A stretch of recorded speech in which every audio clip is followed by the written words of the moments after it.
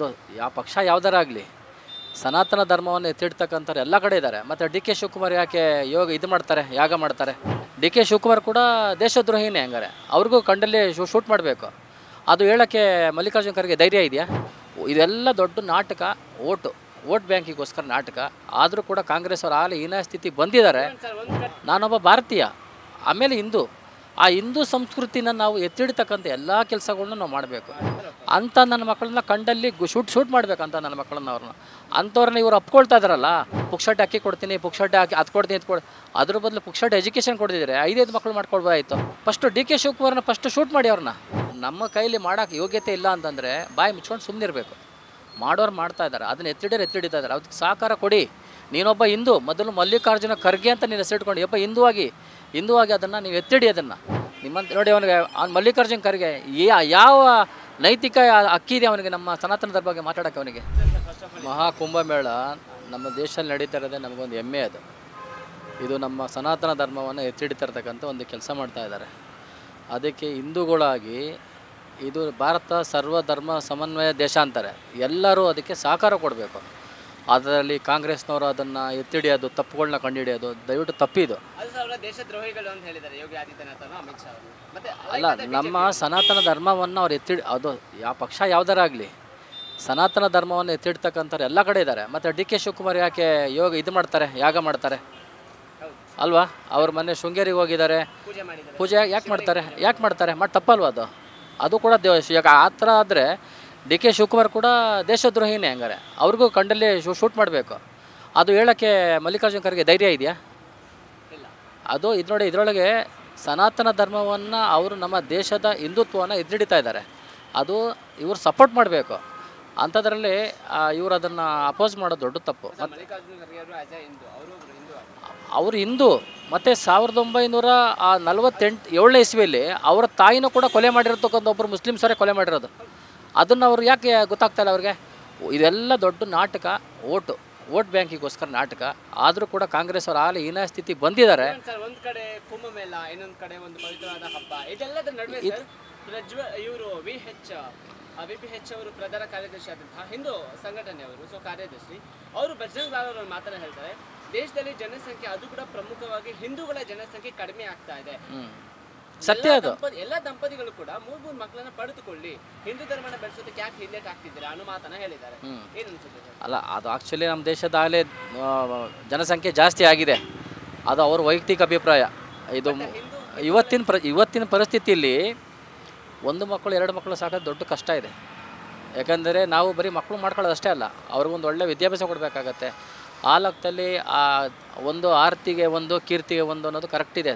ಅದು ಸ್ಲೋಗನ್ ಅದು ಅವ್ರ ವೈಯಕ್ತಿಕ. ಅದ್ರ ಬಗ್ಗೆ ನಾವು ಹೇಳೋಕ್ಕಾಗಲ್ಲ. ಬಟ್ ನಾವು ಹೇಳ್ತಾ ಇರೋದೇನೆಂದರೆ, ಪ್ರತಿಯೊಬ್ಬ ಹಿಂದೂ ಆಗಿ ನಾನೊಬ್ಬ ಭಾರತೀಯ, ಆಮೇಲೆ ಹಿಂದೂ.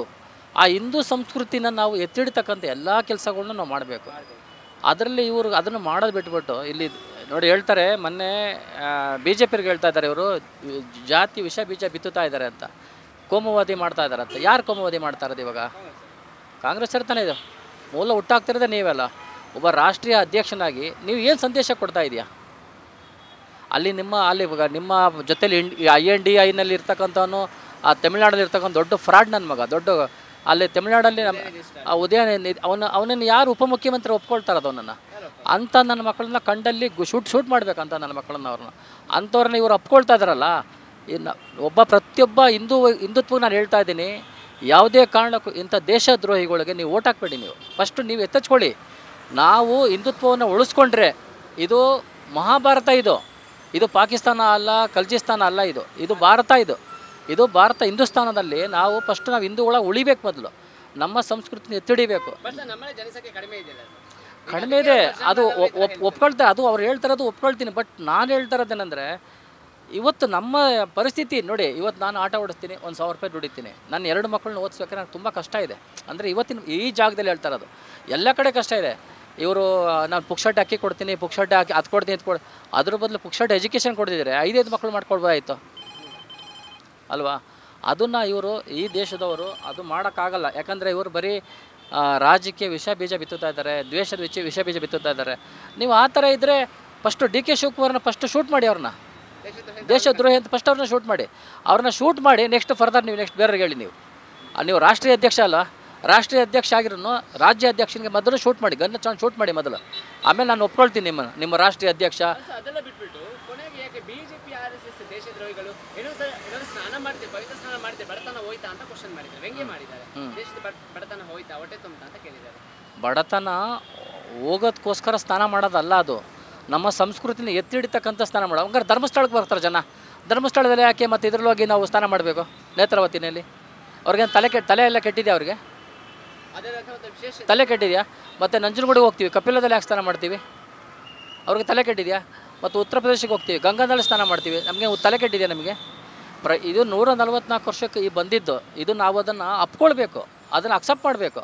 ಅಕ್ಸೆಪ್ಟ್ ಮಾಡಿಕೊಂಡು ನಮ್ಮ ಸನಾತನ ಧರ್ಮವನ್ನು ನಮ್ಮ ಕೈಲಿ ಮಾಡೋಕ್ಕೆ ಯೋಗ್ಯತೆ ಇಲ್ಲ ಅಂತಂದರೆ ಬಾಯಿ ಮುಚ್ಕೊಂಡು ಸುಮ್ಮನಿರಬೇಕು. ಮಾಡೋರು ಮಾಡ್ತಾ ಇದ್ದಾರೆ, ಅದನ್ನು ಎತ್ತಿಡಿತಾ ಇದ್ದಾರೆ, ಅದಕ್ಕೆ ಸಹಕಾರ ಕೊಡಿ. ನೀನೊಬ್ಬ ಹಿಂದೂ, ಮೊದಲು ಮಲ್ಲಿಕಾರ್ಜುನ ಖರ್ಗೆ ಅಂತ ನೀನು ಹೆಸರಿಟ್ಕೊಂಡು ಒಬ್ಬ ಹಿಂದೂವಾಗಿ ಅದನ್ನು ನೀವು ಎತ್ತಿಡಿ. ಅದನ್ನು ಯಾಕಂದ್ರೆ ನಿನ್ನ ಮುಸ್ಲಿಮ್ಸ್ ಪಕ್ಷ ಮಾತ್ರ ಅಲ್ಲ, ನೀನು ಬರೀ ಮುಸ್ಲಿಮ್ಸರು ಮಾತ್ರ ಓಟ್ ಹಾಕಲ್ಲ, ನಿನಗೆ ಎಲ್ಲರೂ ಓಟ್ ಹಾಕ್ತಾ ಇದ್ದಾರೆ ನಿನಗೆ. ಆದರೆ ಈ ಸತಿ ನೀನೇನು ಮಾಡಿದೆ ಇದೆಯಾ, 5 ಫ್ರೀ ಕೊಟ್ಕೊಂಡು ನೀನು ಯಾಮರ್ಸ್ಕೊಂಡು ಮೋಸ ಮಾಡಿರೋದು. ಜನ ಯಾರು ದಡ್ರಲ್ಲ. ಮೊದಲು ಜನ ಏನು ಮಾಡ್ತಾರೆ, ಮೊದಲು ತನ್ನ ಜಾತಿನ ಉಳಿಸ್ಕೊಳ್ತಾರೆ, ಹಿಂದುತ್ವನ ಉಳಿಸ್ಕೊಳ್ತಾರೆ. ಅವನು ಯಾವ ಜಾತಿನಾಗಿರಲಿ, ಮೊದಲು ಹಿಂದುತ್ವ, ಸನಾತನ ಧರ್ಮ ಉಳಿದ್ರೆ ಈ ದೇಶ ಉಳಿಯುತ್ತೆ. ಈ ದೇಶ ಉಳಿಬೇಕು ಅಂದರೆ ಸನಾತನ ಧರ್ಮ ಉಳಿಬೇಕು. ಅದಕ್ಕೆ ನಾವೆಲ್ಲ ಒಗ್ಗಟ್ಟಾಗಿ ಹೋರಾಟ ಮಾಡಬೇಕು. ಅಲ್ಲ, ಕಾಂಗ್ರೆಸ್ಗೆ ಕೊಟ್ಟರೆ ಮಾರ್ತಾರೆ ಇವರು. ಈ ಮಲ್ಲಿಕಾರ್ಜುನಗಂತ ತಲೆಕೆಟ್ಟವನಿಗೆ ಕೊಟ್ಟರೆ ಅವ್ನು ಮಾರ್ತಾನೆ. ಅವನ ಮಗ ಅಲ್ಲೇ ಹೇಳ್ತಾನೆ, ಒಳ್ಳೆ ಅವನಿನ ಯಾರು ಅವನ ಮಿನಿಸ್ಟರ್ ಅಂತ ಒಪ್ಕೊಳ್ತಾರೆ ಗೊತ್ತಿಲ್ಲ. ಅವನ ಪೆದ್ದ ನನ್ನ ಮಗ ಅಂತರ ಮಾತಾಡ್ತಾನೆ. ಪ್ರಿಯಾಂಕರ್ಗೆ ಒಳ್ಳೆ ಪೆದ್ದ ನನ್ನ ಮಗ ಅಂತರ ಮಾತಾಡ್ತಾನೆ. ಅವನಿಗೆ ಮಿನಿಸ್ಟ್ರಿ ಯಾಕೆ ಕೊಟ್ಟರು ಅಂತಂದರೆ, ಮಲ್ಲಿಕಾರ್ಜುನ್ ಇವನು ಸಿದ್ದರಾಮಯ್ಯ ಅವನ ರಾಷ್ಟ್ರೀಯ ಅಧ್ಯಕ್ಷನ ಮಗ ಅಂತ ಕೊಟ್ಟಿರೋದು ಅಷ್ಟೇ. ಅವನನ್ನು ಇಲ್ಲದ್ರೆ ಒಪ್ಕೊಳ್ಳೋಕ್ಕಾಗಲ್ಲ. ಅವನನ್ನು ಒಳ್ಳೊಳ್ಳೆ ತಲೆ ನೋಡಿ ಇದ್ದಾರೆ, ಒಳ್ಳೊಳ್ಳೆ ಜನಗಳಿದ್ದಾರೆ, ಅವ್ರಿಗೆ ಕೊಡಿ. ನಿಮ್ಮಂತ ನೋಡಿ ಅವ್ನು ಮಲ್ಲಿಕಾರ್ಜುನ್ ಖರ್ಗೆ ಯಾವ ನೈತಿಕ ಅಕ್ಕಿದೆ ಅವನಿಗೆ ನಮ್ಮ ಸನಾತನ ಧರ್ಮ ಬಗ್ಗೆ ಮಾತಾಡೋಕ್ಕೆ? ಅವನಿಗೆ ನೀ ಕಾಂಗ್ರೆಸ್ನಲ್ಲಿ ಒಂದು ಸ್ಲೋಗನ್ ಮಾಡು, ಯಾವುದೇ ಕಾರಣಕ್ಕೂ ನೀವು ದೇವಸ್ಥಾನಗಳಿಗೆ ಹೋಗಬಾರ್ದು, ನೀವು ಆ ಥರ ಇದ್ದರೆ ಮಾತ್ರ ಕಾಂಗ್ರೆಸ್ನಲ್ಲಿ ಉಳಿಬೇಕು ಅಂತ ಒಂದು ಸ್ಲೋಗನ್ ಮಾಡು.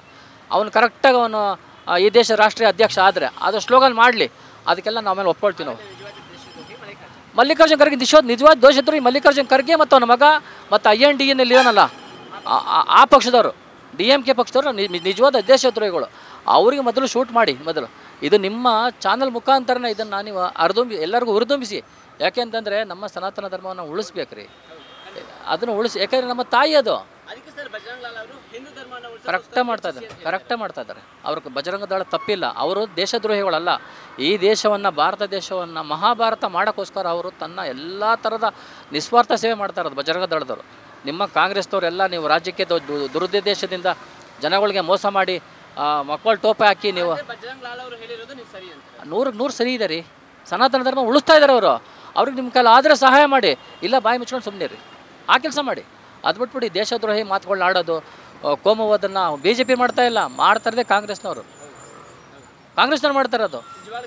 ದೇಶದ್ರೋಹಿಗಳು ನಿಜವಾದ ಕಾಂಗ್ರೆಸ್ನವರೇ ದೇಶದ್ರೋಹಿಗಳು, BJP ಅವರಲ್ಲ. BJP ಅವರು ಅವ್ರ ಕೈಲಿ ಆದಷ್ಟು ಮಟ್ಟಿಗೆ ಹೇಳ್ತಾರೆ, ರೇಟ್ ಜಾಸ್ತಿ ಮಾಡ್ಯಾರೆ ರೀ. ಜನಗಳಿಗೆ ದುಡಿಯೋಕ್ಕೆ ಕೆಲಸ ಕೊಡ್ತಾ ಇದ್ದಾರೆ ಅವರು. ಇವತ್ತು ನಾನು ಆಟೋದಲ್ಲಿ 200 ರೂಪಾಯಿ ಬಿಡೋಕೆ ಆಗ್ತಾ ಇರಲಿಲ್ಲ. ಆಪ್ಗಳನ್ನ ತಂದಿರೋದು ಇದೇ BJP ಪಕ್ಷ ತಂದಿರೋದು. ನನ್ನ ಕೈಲಿ ಇವತ್ತು 1000 ರೂಪಾಯಿ ದುಡಿತೀನಿ ಅಂತ ನೋಡಿ, ಇಲ್ಲಿ ಕೂತಿದ್ದೀನಿ, ಕಸ್ಟಮರ್ ಎಲ್ಲ ಕೂತಿರ್ತಾನೆ. ಅವನಿಗೆ ನನಗೆ ಲಿಂಕ್ ಕೊಡ್ತಾರೆ. ಇದು ಮಾಡಿದ್ದು BJP ಗೌರ್ಮೆಂಟ್ ಮಾಡಿದ್ದು, ಕಾಂಗ್ರೆಸ್ನವ್ರು ಮಾಡೋಕ್ಕಾಗಲ್ಲ. ಇನ್ನು 50 ವರ್ಷ ಬಿಟ್ಟರು ಕಾಂಗ್ರೆಸ್ನವರು ಪಕ್ಷದವ್ರು ಅಲ್ಲ.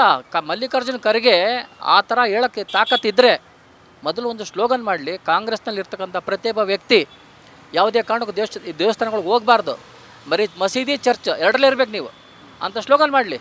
ಅವಾಗ ಕಾಂಗ್ರೆಸ್ ಪಕ್ಷನ ಅವನು ಉಳಿಸ್ಕೊಳ್ಳಿ, ಅವಾಗ ಗೊತ್ತಾಗತ್ತೆ.